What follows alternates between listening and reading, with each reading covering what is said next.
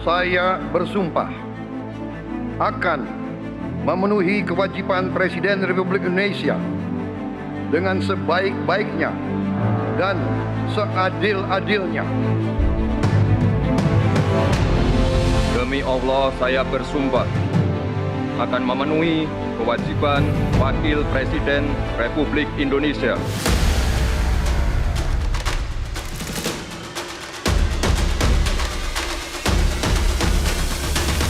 Kita harus selalu ingat, setiap pemimpin dalam setiap tingkatan harus selalu ingat, pekerjaan kita harus untuk rakyat. Bukan kita bekerja untuk diri kita sendiri. Bukan kita bekerja untuk kerabat kita.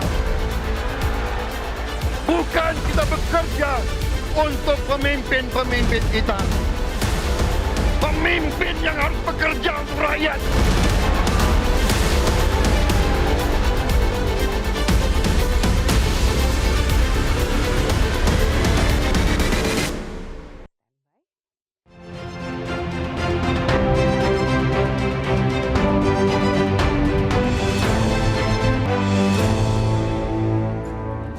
Halo, selamat malam pemirsa. Tongkat estafet kepemimpinan nasional telah resmi berpindah. Pelantikan Presiden dan Wakil Presiden kemarin menandai babak baru dalam perjalanan demokrasi negara ini. Di tengah beragamnya tantangan, salah satunya publik tengah menantikan komitmen Presiden di ranah penegakan hukum, pemberantasan korupsi, dan juga peningkatan mutu demokrasi yang beberapa tahun terakhir kerap mendapat atau cenderung menurun. Lantas seperti apa langkah konkret pemerintahan Prabowo Gibran dalam meyakinkan publik bahwa perbaikan penegakan hukum bisa terwujud? Bersama saya Afida Malik dalam panggung demokrasi menaruh asa di era Prabowo Gibran.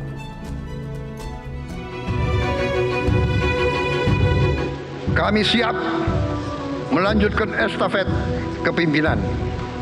Kita siap bekerja keras menuju Indonesia Emas, menjadi bangsa yang kuat, merdeka, berdaulat, adil, dan makmur.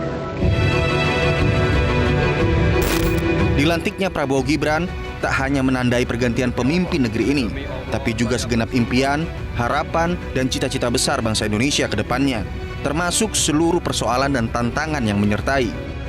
Dalam pidato pertamanya setelah dilantik sebagai presiden, Prabowo Subianto menegaskan komitmennya. Salah satunya terkait penegakan hukum dan pemberantasan korupsi. Prabowo mengatakan seluruh unsur pimpinan harus mampu memberikan teladan dalam upaya pemberantasan korupsi. Ia pun memberi contoh melalui peribahasa soal ikan yang busuk. Kita harus berani memberantas korupsi dengan perbaikan sistem, dengan penegakan hukum yang tegas, dengan digitalisasi. Seluruh unsur pimpinan harus memberi contoh. Ingarso sing tulodo. Ada pepatah yang mengatakan, kalau ikan menjadi busuk, busuknya mulai dari kepala. Sebelumnya Prabowo memberikan peringatan keras untuk tidak memanfaatkan jabatan menteri demi menggerus anggaran pendapatan dan belanja negara atau APBN. Jangan menugaskan menteri-menteri yang saudara tunjuk di pemerintah yang akan saya pimpin. Jangan saudara tugaskan untuk cari uang dari APBN. Prabowo juga sempat berjanji akan menaikkan gaji para hakim agar para hakim memiliki harga diri karena tidak bisa disogok dan tidak bisa dibeli. Ini bukan janji karena kampanye sudah selesai, jadi saya tidak perlu janji-janji, tapi ini adalah keyakinan saya. Mohon sabar, saya juga kaget sama mendengar kondisi kalian, tapi saya sudah merencanakan bagaimana kita memperbaiki kondisi kalian. Selain penegakan hukum dan pemberantasan korupsi, persoalan lain yang menjadi PR di era pemerintahan Prabowo Gibran adalah perbaikan mutu demokrasi. Dalam pidato perdananya, Prabowo Subianto juga menyinggung soal kekhasan demokrasi yang harus diterapkan di Indonesia. Kita menempatkan kedaulatan rakyat setinggi-tingginya. Kita menghendaki kehidupan demokrasi. Tapi marilah kita sadar bahwa demokrasi kita harus demokrasi yang khas untuk Indonesia. Demokrasi yang cocok untuk bangsa kita. Demokrasi yang berasal dari sejarah dan budaya kita. Demokrasi kita harus demokrasi yang santun. Demokrasi di mana berbeda pendapat harus tanpa permusuhan.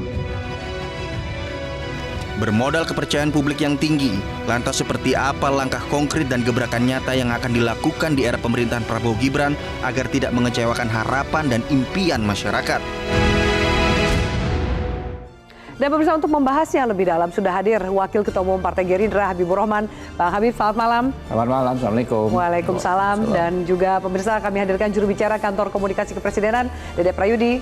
Mas Dede, halo, apa kabar? Halo, kabar baik. Terima kasih sudah Terima kasih sudah hadir. Siap. Kemudian di sebelah kiri saya ada peneliti Indonesia Corruption Watch atau ICW, Almas Syafrina. Mbak Almas, halo, selamat malam. Halo, selamat malam. Terima kasih sudah hadir di Panggung Demokrasi. Terima kasih sudah mengundang. Dan satu lagi kami hadirkan pengamat komunikasi politik Bang Effendi Ghazali. Bang Ege, selamat malam. Malam. Terima kasih sudah hadir para narasumber. Kita akan bahas terkait, kita baru pelantikan ini, which is ternyata responnya cukup baik. Ada respon yang sangat positif. Saya akan tampilkan grafiknya di mana di hari pertamanya, anggaplah hitungannya ini adalah 1-2 hari pertama bekerja, pemerintahan Prabowo Gibran menuai optimisme dari masyarakat. Dari survei kepercayaan masyarakat terhadap kepemimpinan Prabowo Subianto mencapai lebih 80%. Kita tampilkan ini datanya di layar kaca Anda, silakan juga disimak para narasumber. Bang Habib, saya minta tanggapan dari Anda. Kalau kita gabungkan yakin, sangat yakin dan cukup yakin, ini angkanya bisa menembus 80%. Apa artinya? Bagaimana pemerintahan Prabowo Gibran melihat modal keyakinan dari publik terhadap pemerintahan Pak Prabowo dan Mas Gibran?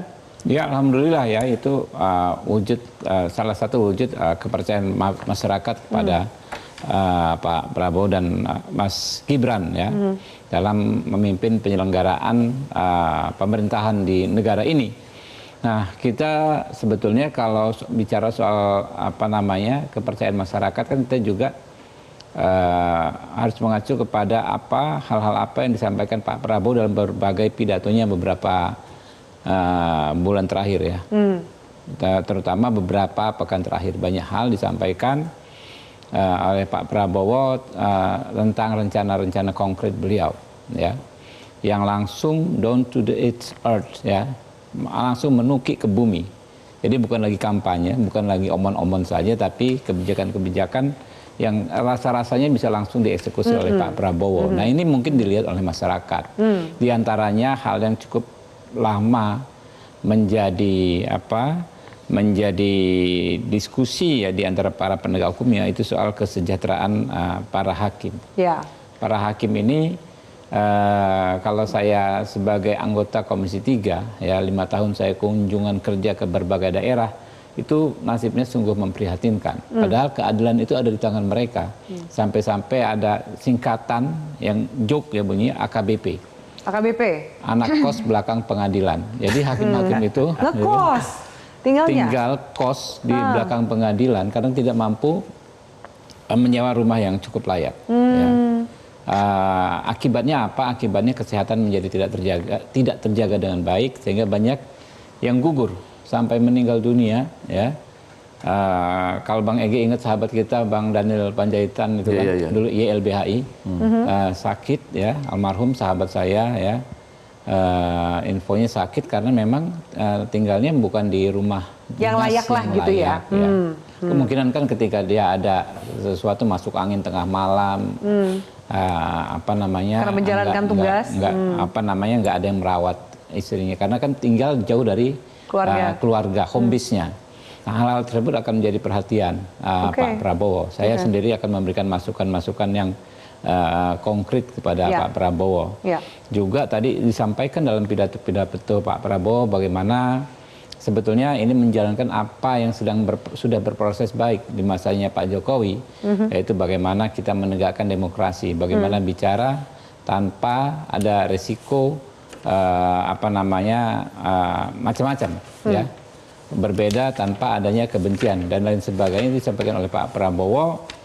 Di 5 tahun pemerintahan Pak Jokowi sudah dirumuskan yang namanya restoratif justice terkait dengan penyebaran ujaran kebencian dan lain sebagainya, dan ini akan terus dimaksimalkan ya. Jadi harapan masyarakat tinggi sekali, kami paham ya, itu harus ya, dan akan terus menjadi pedoman kami ya, pedoman Pak Prabowo terutama di eksekutif untuk menjaga harapan tersebut dengan kerja-kerja yang benar-benar bisa membawa hasil yang memuaskan masyarakat. Oke, kalau mendengar tadi jawaban dari Bang Habib, Bang Ege gitu, kita lihat bahwa memang banyak survei yang merilis gitu, lembaga data merilis bahwa tingkat kepercayaan publik cukup tinggi, responnya positif gitu.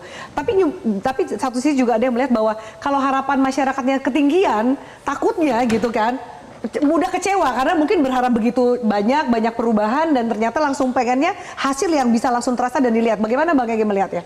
Ya, saya yakin bahwa untuk ini ya harapan sangat tinggi, terutama kalau mau jujur ada juga sedikit gerakan tengah Agustus waktu itu dan sekarang diperbaiki total dengan semangat yang baru gitu ya. Bahkan ada berbagai gaya yang menurut saya itu menarik loh, memanfaatkan kekinian. Lagi sidang DPR, terus Bang Dasko menyampaikan telepon langsung ya kan, nggak perlu lewat kantor kepresidenan. Jadi banyak gaya-gaya baru ya dalam bentuk komunikasi. Tapi kan itu berarti eksekusi cepat tuh. Iya, ya kan? itu tadi yang saya katakan. Jadi banyak hal-hal yang menimbulkan nilai baru. Oh, iya bicaranya di mana-mana kan juga Pak Presiden Prabowo ini kan juga mulai keras. Hai, jangan kirim orang ke jabatan menteri ataupun wakil menteri untuk merampok APBN ya. Yang mana itu adalah praktek yang kita tahu. Dan sekarang artinya walaupun besar ya tapi di situ bekerja gitu. Jadi ada harapan-harapan lepas dari ini ya kabinet yang agak besar tadi gitu dengan jumlah menteri dan wakil menteri. Ada 23 poin yang ada dalam pidato itu yang menurut saya menarik, tapi lepas dari itu kalau balik ke pertanyaan Afi tadi harapan sedang besar walaupun di sisi-sisi harapan itu kan ada macam-macam pertanyaan. Ini begitu besar kabinetnya apakah juga nanti bisa melaksanakan tugas-tugas dengan efektif, efisien. Kemudian di bawah itu nanti bagaimana penyesuaiannya di berbagai kementerian. Nah, balik kepada beberapa topik kan orang juga akan melihat beberapa sisi-sisi penting dari pidato ini. Lagi-lagi kalau tadi kita sampaikan ini menurut saya nggak kalah lah. Saya juga pernah hadir inaugurasi Obama misalnya. Ini sesuatu yang memberikan harapan. Tapi tetap ada 2 poin yang saya agak. Jadi lagi-lagi nih Bang Habib kita yang harusnya jadi menteri, tapi dia tetap memilih anggota DPR. Ini semuanya sudah nggak tahu dia memang maunya di situ kali ya supaya ada perimbangan. Tapi maksud saya, kenapa? Apa 2 hal yang ternyata dua hal juga? itu, yang pertama ini pelan-pelan ya, ini yang pertama. Nanti saya mau serahkan ke Almas betulnya ya, yaitu apakah seleksi ini sudah memenuhi harapan-harapan pada pertanyaan-pertanyaan tertentu. Yang bagian saya adalah ini bagian saya menarik ya. Sekali lagi nilainya sudah sangat tinggi, saya samakan dengan Obama tadi. Tapi ketika menyebutkan bahwa angka kemiskinan kita masih besar, sadarlah gitu ya, berani melihat tantangan, berani melihat kenyataan. Terus kemudian anak sekolah nggak bisa ke sekolah, makan bergizi dan lain sebagainya. Ya, angka kemiskinan, jangan hanya bangga kita G20 atau ekonomi ke-16 gitu ya. Lah pertanyaan saya yang melakukan itu semua siapa selama ini? Gitu. Pak Jokowi bukan? Nggak tahu saya. Kan itu di sebuah sidang yang besar loh. Nggak, pelan-pelan nilainya sudah sangat tinggi. Saya sudah mengakuinya sampai pada. Jadi ini arahnya pertanyaannya Bang Ege atau mungkin masukannya buat saya aja. Ketika itu disampaikan, kan memang ya pembangunan itu harus berkelanjutan. Baik. Kenapa ada angka-angka yang seperti itu yang harus kita sadari, nggak boleh kita memasukkan muka ke dalam tanah seperti unta gitu ya. Harus kita hadapi. Tapi itu terjadi kapan dan mengapa? Baik. Kapan dan mengapa? Mungkin nanti Ki, kamu bisa jawab, bisa jelaskan termasuk juga pembahasan hari ini adalah soal pemberantasan korupsi. Karena itu jadi agenda yang sangat penting. Apalagi kita tahu nih ada 2 Menko, Hukum, HAM, Imigrasi, Pemasyarakatan, juga Politik Keamanan. Ada Menham dan Menkum. Apakah kemudian harapan masyarakat terhadap pemberantasan korupsi bisa segera terwujud dan terlihat? Usai jeda pemirsa, kami bahas kembali. Tetaplah bersama kami.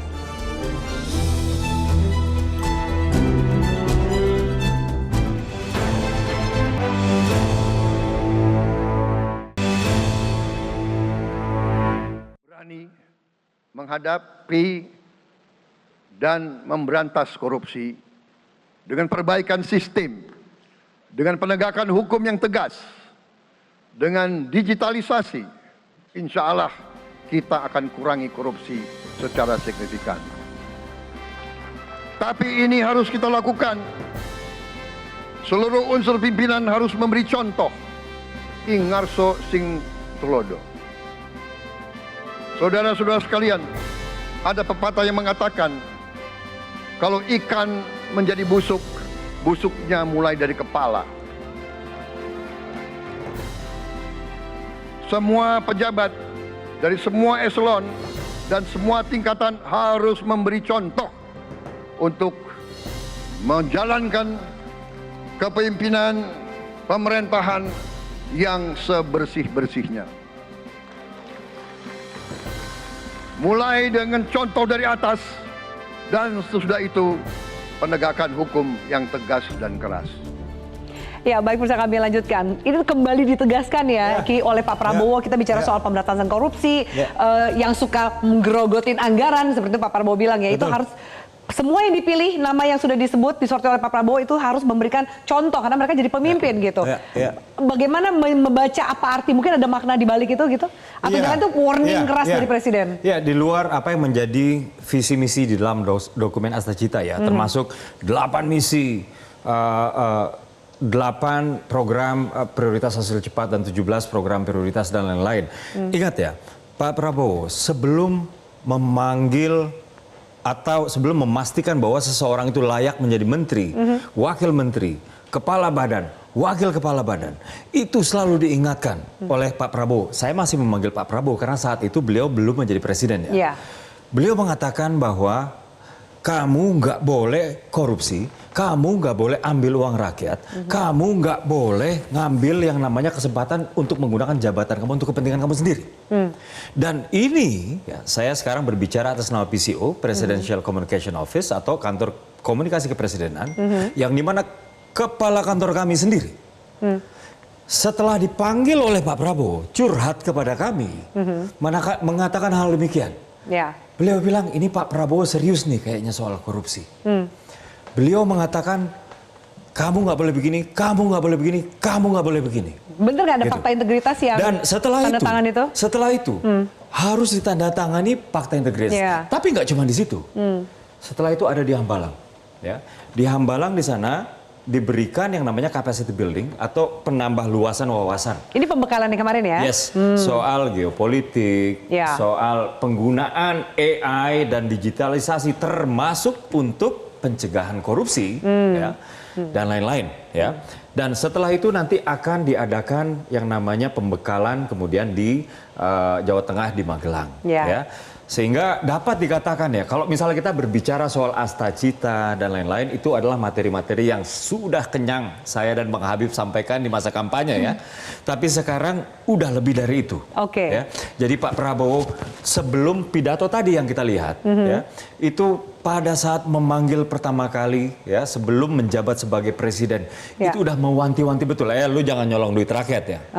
Lu jangan salah gunain, dan itu yang lu punya bicara langsung Pak Prabowo ya? Pak Prabowo langsung. Dan presiden ya? Saya bersaksi sendiri bahwa Bang Hasan Nasbi, kepala kantor saya, kantor komunikasi kepresidenan, curhat kepada saya apa yang Pak Prabowo katakan. Bagus dong, maksudnya kalau bagus supaya mereka nggak khawatir ya kan, bahwa kemudian ketegasan itu datang dari kepalanya, which is Pak Prabowo. Tapi mungkin rekan dari ECW, Almas sebagai pegiat anti korupsi, bagaimana, mungkin ada catatan lain, bagaimana kamu melihat se-confidence itukah dalam pemerintahan Prabowo Gibran ini untuk pemberantasan korupsi, sepercaya dirinya tadi Dede Uki ini menjelaskan ke kita gitu.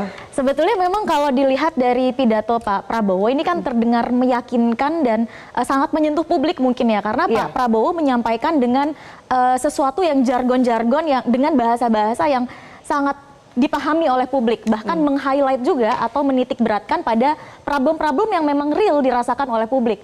Soal isu pangan, soal kemiskinan, soal sekolah dan sebagainya begitu.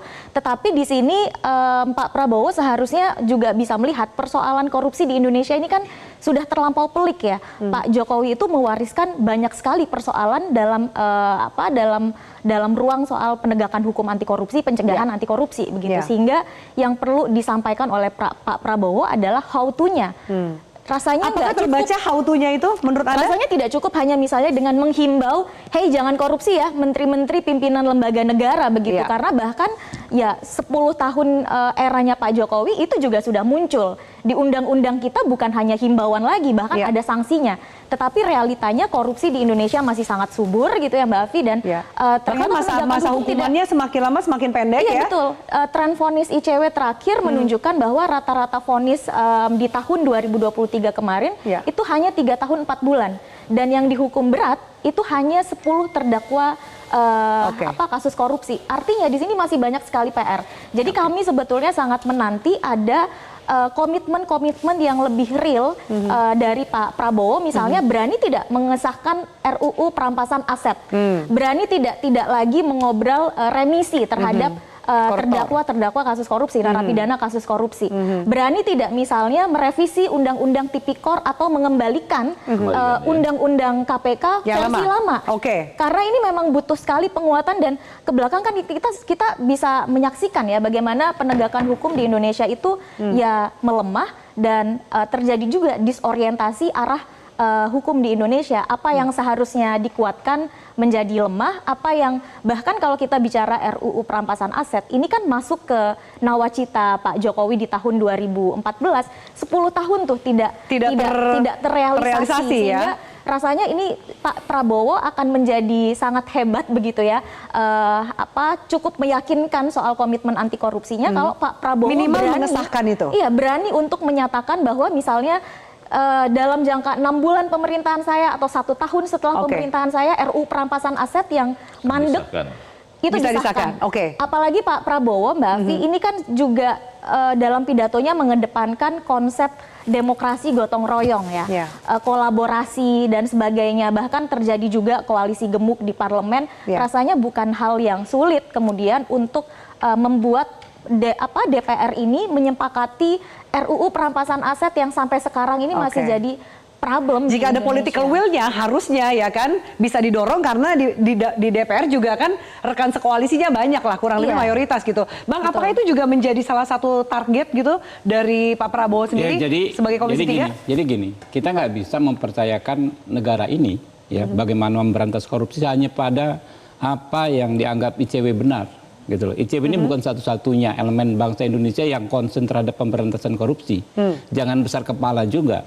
Jadi seolah-olah 100% yang kalian sampaikan itu sesuatu yang harus dilaksanakan bulat-bulat oleh semua pemerintahan. Enggak begitu dalam bernegara. Kita menyerap aspirasi banyak pihak, banyak ahli, banyak pakar. Ya, kalau Pak Prabowo katakan tadi misalnya perbaikan sistem, kita bicara yang sistemik, gitu loh. Nggak ngambil satu kebijakan yang kebiah uyah. Anda katakan tadi misalnya soal tren ya terhadap pelaku tindak pidana korupsi, vonis. Kita tahu soal hukum itu kan tergantung fakta-fakta di persidangan. Kalau digebiah uyah itu bukan hukum namanya, karena tidak ada satu perkara hukum pun yang sama satu sama lain. Kesalahan terbesar dalam hukum adalah menyamaratakan semua perkara, karena karakteristiknya berbeda-beda tergantung fakta-fakta yang terjadi dalam persidangan. Kalau orang nggak bersalah, jangankan dihukum ringan, dibebaskan itu suatu keharusan. Betul. Yang harus dijamin adalah hukum ditegakkan sebenar-benarnya, sesuai dengan fakta-fakta yang ada. Jadi janganlah kita ya terus membodohi masyarakat dengan jargon-jargon bahwa hukuman terberat adalah hukum yang terbaik. Belum tentu. Kalau orang salahnya berat, memang harus dihukum berat. Kalau orang salahnya ringan, harus dihukum ringan. Kalau orang tidak bersalah, harus dibebaskan. Itu cara kita berhukum, gitu loh. Jadi nggak sewenang-wenang seperti itu juga. Bang, soal perampasan aset? Nanti, soal perampasan aset belum ngomong, ya kan? Perampasan aset. Apakah selesai dengan perampasan aset? Disahkan. Dengan demikian pemberantasan korupsi menjadi nol, menjadi signifikan menurun.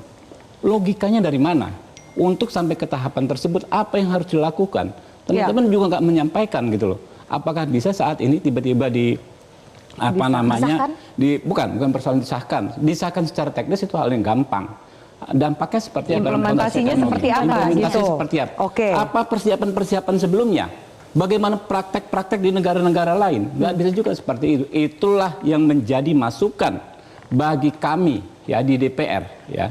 Dalam perumusan berbagai undang-undang, kami menyerap aspirasi semua pihak, bukan hanya ICW.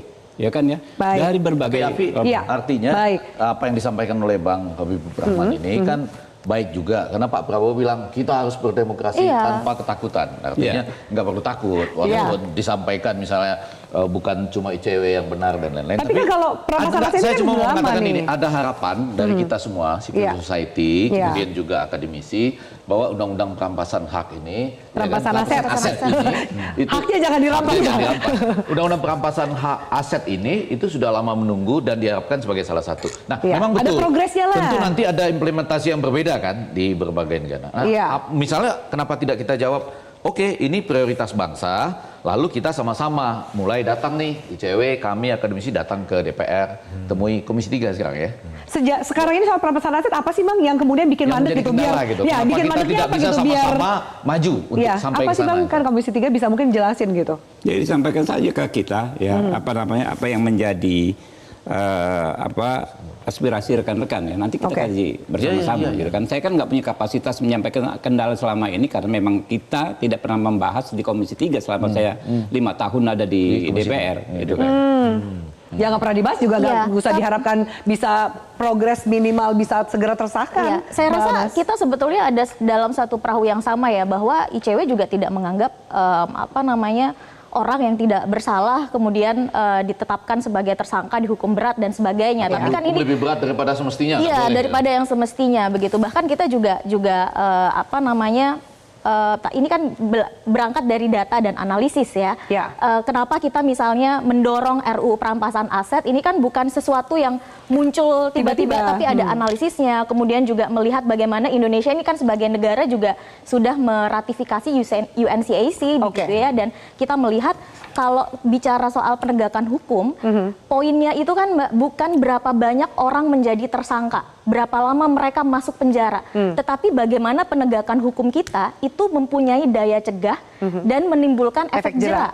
Dan daya cegah dan efek jera itulah yang kemudian menjadi PR. Sekarang itu kalau tadi kan hanya satu data ya soal vonisnya rata-rata 3 tahun 4 bulan. Tetapi data lain misalnya kita itu sepanjang 2023 kita baca dari vonis-vonis yang sudah dijatuhi oleh hakim begitu ya. Kerugian negara yang timbul itu lebih dari 56 triliun. Tapi uang yang kembali ke negara itu hanya 7,3 triliun. Ini kan masih jauh. Sehingga kita melihat bahwa korupsi ini masih menjadi satu persoalan yang semua orang marah, semua orang benci, bahkan presiden juga mengutuk soal korupsi itu. Tetapi di sisi lain korupsi ini masih menjadi satu kejahatan yang masih besar untungnya daripada resikonya begitu. Nggak ada efek jerah, nggak ada pencegahan. Bang Habib mau menjelaskan, saya harus jeda dulu supaya penjelasan nggak terpotong pemirsa. Termasuk juga apakah dengan adanya dipecah begitu banyak kementerian, ada Menko Hukum HAM, kemudian Menko Politik Keamanan, Menham, Menkum, bisa meningkatkan rasa percaya masyarakat bahwa agenda pemberantasan korupsi menjadi prioritas di era pemerintahan Prabowo Gibran. Tetaplah bersama kami.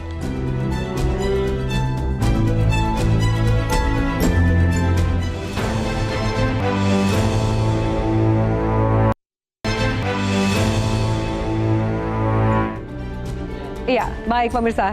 Kami lanjutkan. Bang Habib tadi saya potong penjelasannya, silakan dilanjutkan tadi statement dari rekan kita. Jadi gini, saya juga dalam waktu yang singkat ini kita diskusi ya menyampaikan kepada masyarakat soal aset recovery. Aset recovery ini kadang-kadang menjadi panggung juga, ya kan? Penegak hukum melakukan penangkapan dengan menyebut membuat statement kerugiannya sekian triliun. Dari mana angka itu? Ketika dibedah ternyata angka itu ya bukanlah real hasil dari tindak pidana korupsi tersebut, tapi dihitung juga dampak-dampaknya. Misalnya yang terkait dengan kegiatan beraktivitas di hutan lindung misalnya ya, atau yang dihitung dampak pada lingkungan, dampak lingkungan sampai atmosfernya segala macam, lalu dihitung biaya mengembalikan kebun tersebut menjadi hutan seperti sebelum disentuh sama sekali. Ya tentu biayanya triliunan. Ya, itu dihitung sebagai kerugian keuangan negara. Bagaimana mungkin implementasi aset recovery bisa diterapkan dalam kasus-kasus seperti itu? Ini kan nggak mungkin. Tapi kenapa penegak hukum melakukan itu, Bang? Ya makanya itu menjadi evaluasi kita. Jadi atau jangan sampai nanti untuk menyatakan nggak sedikit. Nanti saya belum selesai ngomong, Pak. Ya ini kan kita ngomong sebagai bangsa.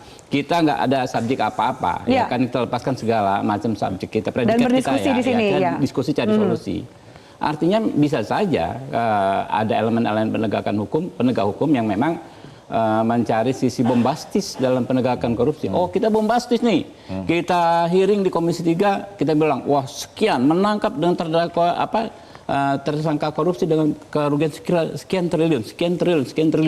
Penegak hukum yang lain juga nggak kalah. Jadi ada lomba-lomba penegak hukum kayak gitu, Bang? Bukan, makanya ini kan soal apa namanya, kita evaluasi kritis terhadap diri kita sendiri. Jangan dicari sisi bombastisnya dulu, Abi. Ya kan, biar kita kebuka semua gitu loh. Ketika kita bicara aset recovery itu pasti bingung semua. Bagaimana mungkin aset recovery yang dikejar adalah perbaikan misalnya lingkungan yang mau kembali seperti zaman dulu kala sebelum Belanda ini datang, misalnya timah misalnya dihitung itu, ya kan, yang saya baca ya, kerusakan lingkungan yang terjadi sejak zaman Belanda dulu ambil timah di situ gitu. Kalau mau kembali seperti itu, ya bagaimana mungkin terjadi yang namanya aset recovery? Berapa ribu tas mewah disita juga nggak akan bisa dipenuhi. Harusnya seperti apa, Bang, dari tanggapan harusnya real kerugian keuangan negara yang timbul secara nyata dari kejahatan tersebut. Menurut saya ya, sehingga realistis, ya nggak hanya besar di judul berita-berita. Gitu kan. Yang benar-benar keuangan negara yang hilang itu yang kita kembalikan. Kalau memang ada kejahatan lingkungan, ya dalam hukum lingkungan. Kalau ada dalam konteks misalnya kejahatan ekonomi, hukum ekonomi itu ada hitungannya sendiri gitu ya. Baik, Bang Ege tadi sempat sedikit mau menimpali, silakan. Sedikit, lama-lama jadi banyak. Enggak ya, poin saya adalah begini. Kan masing-masing punya paradigm, mental window untuk melakukan penilaian hal tersebut. Nah, ini menjadi menarik karena ada teman-teman yang mengatakan bahwa tentu saja agak aneh juga kalau sejak zaman Belanda gitu ya. Tapi ketika itu mulai disentuh oleh perusahaan itu, ketika dikaitkan misalnya dengan sebuah kegiatan yang kemudian berujung pada tipikor dan TPPU misalnya. Nah, tapi tentu selalu ada jalan tengahnya yang saya sebut sebagai paradigm atau mental window tadi. Ada metode-metodenya. Misalnya suatu saat, misalnya Komisi 3 ya, ketemu dengan ketua KPK atau dengan Jaksa Agung atau dengan penegak hukum lah ya. Penegak hukum lalu membahas itu semua. Tapi yang mau disampaikan Almas dan teman-teman akademis itu adalah misalnya balik ke satu contoh lagi, undang-undang rampasan aset tadi ya. Kan ini sudah ada yang membuat kita harus sampai ke sana. Ada peraturan-peraturan internasional yang sudah kita ratifikasi. Pak Jokowi kalau ini keberlanjutan juga sudah pernah menyampaikannya. Sudah cukup lama kita ingin ke sana. Tentu saja nanti ada implementasi yang harus kita kaji bersama dan akademisi siap. Gitu. Nah, maksud saya ini kan bisa menjadi salah satu how to tadi sambil kita nanti melihat apa yang akan terjadi misalnya dengan cita-cita ini kan dinyatakan dengan sangat kuat ini ya. Dan harusnya komitmennya juga sejalan gitu kan. Betul. Oke, baik. Oke, mau menambahkan? Ya, tadi kalau nggak salah saya mendengar ada anggapan bahwa persepsi setidaknya korupsi di Indonesia semakin memburuk. Ini dikarenakan adanya indikator yang mengatakan indeks persepsi korupsi di Indonesia semakin meningkat gitu atau menurun sebenarnya sehingga dikatakan korupsi semakin parah. Saya harus mempertegas lagi ya bahwa indeks persepsi korupsi yang sehari-hari kita bahas di stasiun TV ya, di media dan lain-lain itu umumnya kita kutip dari Transparency International ya. Transparency International ini kalau misalnya kita lihat lagi siapa dia adalah sebuah organisasi yang sifatnya voluntary association di Jerman. Artinya dia adalah sebuah organisasi yang bersifat voluntary atau kesukarelaan yang berasal dari Jerman dan bahkan di Jerman sekalipun Transparency International bukan sebuah organisasi yang datanya itu bersifat otoritatif atau dipakai pemerintahan di kandangnya sendiri. Gitu ya.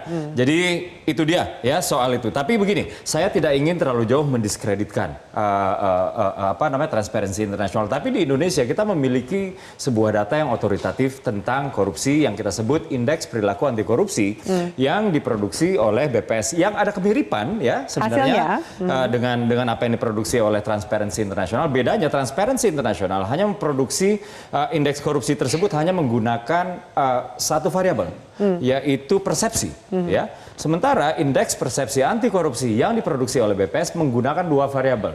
Satu adalah persepsi tentang korupsi itu sendiri, yang kedua adalah pengalaman si responden soal berkaitan dengan upaya korupsi itu pemberantasan sendiri. korupsi. Ya. Oke. Kalau kita periksa lagi ya tahun 2014 ya, indeks prestasi anti korupsi atau IPAK itu ada di 3,61, kemudian meningkat menjadi 3,7, kemudian meningkat lagi pada tahun 2022 menjadi 3,93. Artinya perlu juga bagi kita untuk memeriksa lagi seberapa sohih ya dalam tanda kutip data yang digunakan. kita pakai ya. Oke. Tapi saya setuju ya tadi dikatakan bahwa ini dipertanyakan nih yang namanya rancangan undang-undang perampasan aset ya. Presiden Prabowo ketika berpidato di saat debat politik ya mengatakan juga bahwa ya kalau perlu kita akan sahkan undang-undang perampasan aset ya. Ini tinggal bagaimana kawan-kawan dari CSO termasuk ICW ya memberikan masukan ya ke kawan-kawan kita di DPR. Bagaimana soal technicalitiesnya. Tadi kan ini kan yang dibahas oleh Bang Habib dari Komisi 3 di DPR ya. Bagaimana soal prakteknya nanti jangan-jangan malah bisa digunakan sebagai alat untuk begina begitu gitu ya, disimpangkan. Bisa backfire lah gitu ya. Iya, itu dia. Jadi kita sama-sama bahwa faktanya ada janji dari Pak Prabowo untuk memprioritaskan pengesahan undang-undang Pak perampasan Prabowo aset. dalam hal ini tidak secara bold ya menjanjikan itu ya. Pak Prabowo dalam hal ini sewaktu lagi kampanye mengatakan korupsi ini adalah sesuatu yang akut yang harus kita bereskan gitu ya. Kalau memang pada akhirnya diperlukan kita akan sahkan rancangan undang-undang perampasan aset. Artinya kalau misalnya kita lihat bahkan di sebelumnya pemerintahan sebelumnya Presiden Jokowi, Presiden ke-7, Presiden Jokowi sudah meminta DPR berkali-kali ya untuk mengesahkan rancangan undang-undang perampasan aset. Saya pikir sebenarnya DPR pun juga sebenarnya punya niat yang baik, tapi harus berhati-hati. Ini dia, harus berhati-hati. Jangan sampai ini rancangan undang-undang ketika sudah jadi undang-undang malah kemudian backfire dan menembak ke orang-orang yang sebenarnya nggak bersalah. Baik, saya minta tanggapan Almas sebentar, saya harus jeda dulu sebentar Bapak-Bapak dan Ibu, kami lanjutkan sesaat lagi. Apa data yang dimiliki oleh ICW untuk mengimbangi tadi informasi yang disampaikan? Tetaplah bersama kami.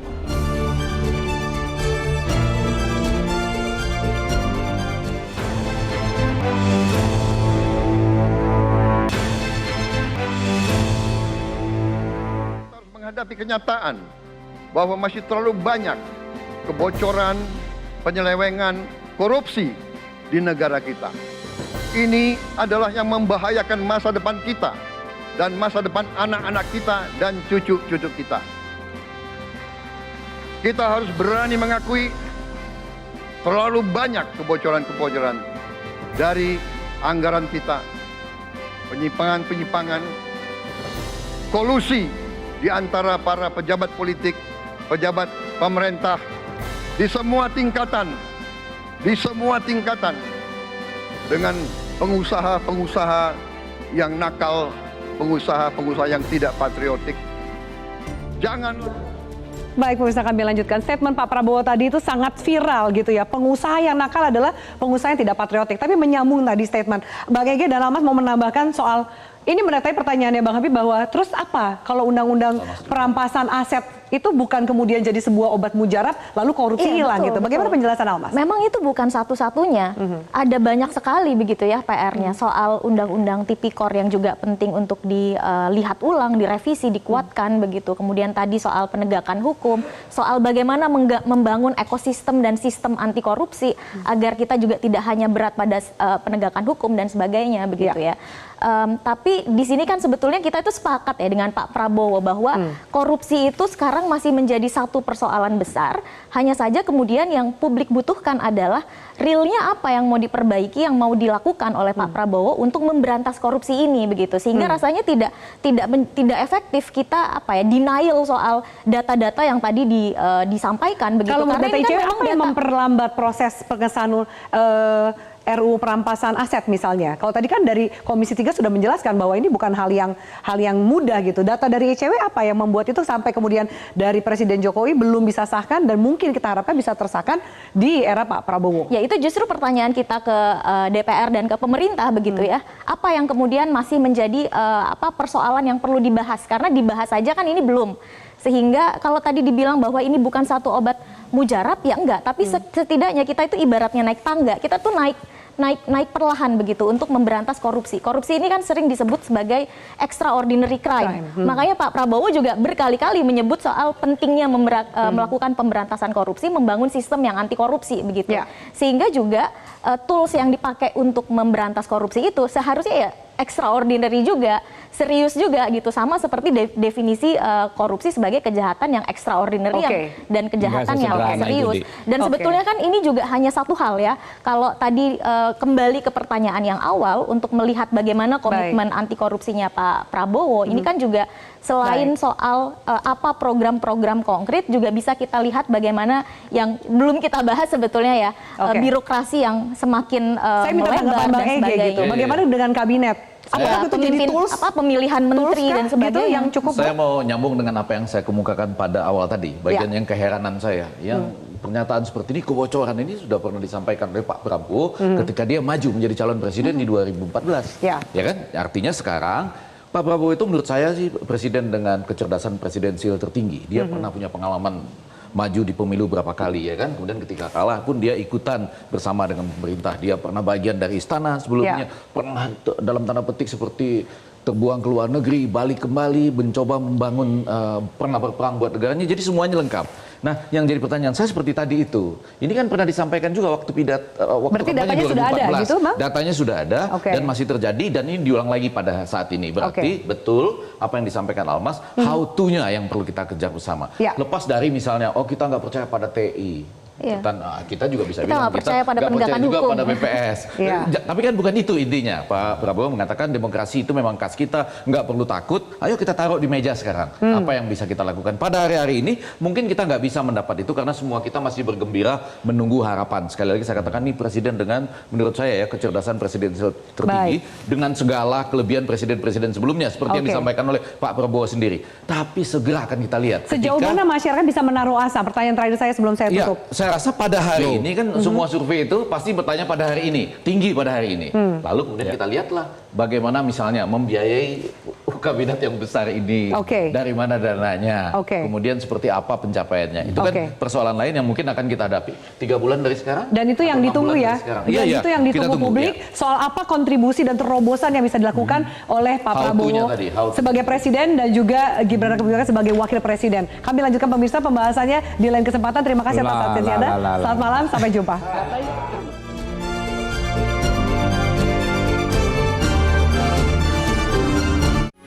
Metro TV